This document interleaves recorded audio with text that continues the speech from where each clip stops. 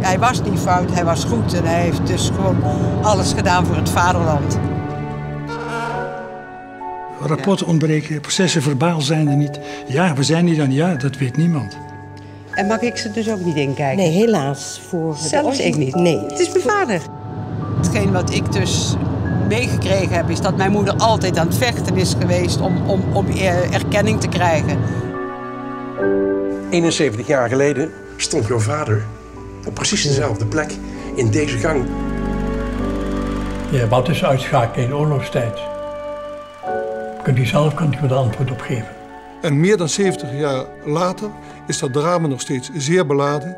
Zij hebben hier een commando samengesteld in allerijl met één opdracht, en dat heel erg hard: jouw vader te liquideren.